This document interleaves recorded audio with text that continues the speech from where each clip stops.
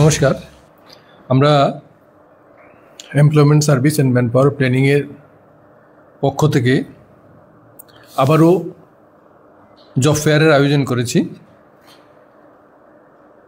Previously আমরা অনেকগুলি job ফেয়ারের আয়োজন করেছি এবং ভালো সাড়া পেয়েছি।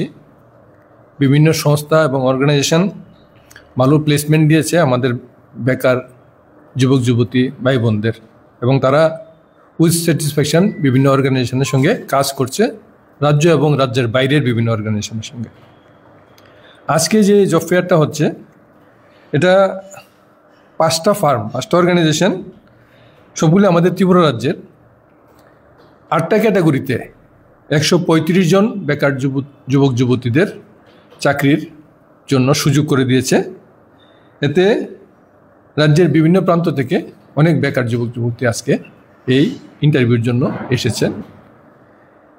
আমাদের আশা যে কোম্পানির যে রিকোয়ারমেন্ট আছে, এই রিকোয়ারমেন্ট ফুলফিল করতে পারবে আমাদের বেকার ভাই বোনেরা, এবং তারা ভালো প্লেসমেন্ট পাবে।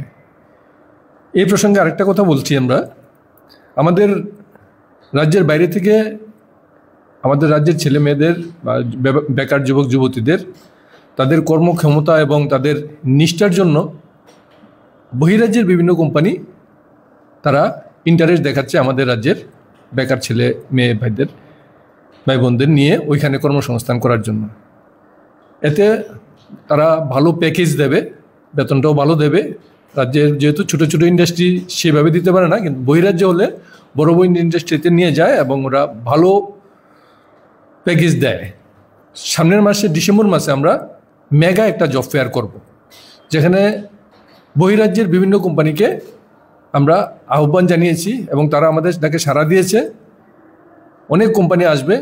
আমরা সারা রাজ্যের যত বেকার যুবক যুবতী আছে এবং ক্লাস 8 থেকে শুরু করে BTech, MTech, ITI, BA pass, MA pass, মাধ্যমিক পাস, 12 পাস সমস্ত ক্যাটাগরির জন্য ওই কোম্পানিগুলি চাকরির ব্যবস্থা করবে।